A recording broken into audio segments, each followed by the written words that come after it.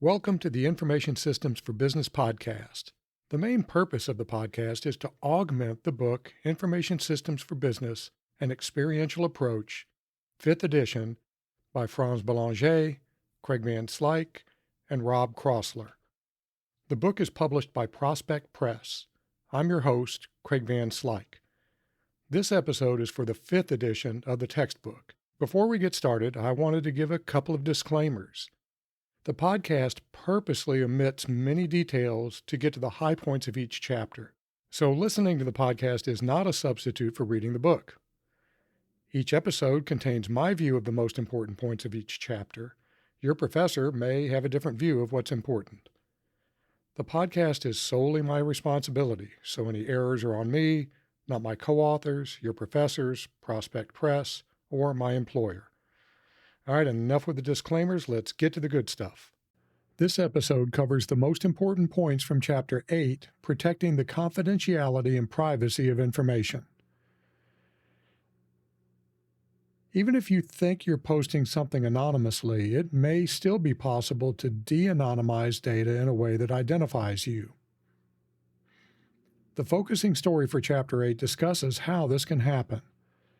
For example, researchers in the United Kingdom developed a statistical tool that could identify 99.98% of individuals from a supposedly anonymized data set. Also, anonymous location data is not difficult to link to specific individuals. How many people go to your school multiple days a week, then return to your home for the night? Probably one, you. And maybe your roommates. For this and many other reasons, you need to have some understanding of how to protect your digital privacy. The purpose of Chapter 8 is to help you understand various threats to information privacy along with methods for protecting your privacy.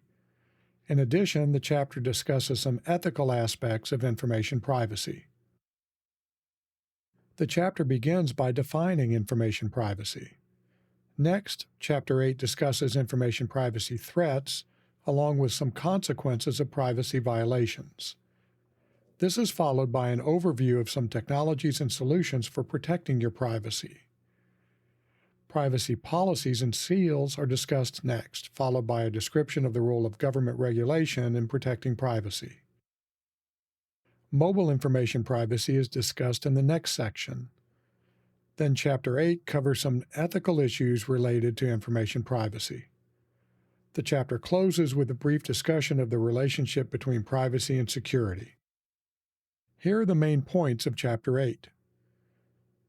Privacy of information is the confidentiality of the information collected by organizations about the individuals using their services. It's the ability to control information about oneself. Information privacy is a very important concept, especially as we move more of our lives online. The chapter discusses 4 main threats to information privacy. Data collection, which is about the amount and kind of data collected about individuals. This is a growing concern as we do more and more online. Unauthorized secondary use of information refers to the unauthorized use of data for purposes other than those for which they were initially collected. Errors in data can also be a major problem related to privacy. Finally, improper access to data happens when organizations and individuals fail to adequately protect information in their care. Because many people are so tied to their mobile phones, these devices can lead to major threats to your information privacy. Identity theft is a major potential consequence of information privacy violations for individuals. The best ways to protect yourself from identity theft are to follow basic security guidelines and use common sense. See the chapter for more details. For organizations, reputation harm is one of the major potential consequences of information privacy violations. There are some technologies that can help you protect your privacy. Cookie managers, as the name implies, help you deal with cookies. Cookies are small text files stored on your computer to store information about you, your accounts, and your computer. Cookies provide a lot of convenience, but they are a significant risk to privacy. Read the chapter for more information about cookies and how you can manage them. Anonymous browsing can also help protect your privacy.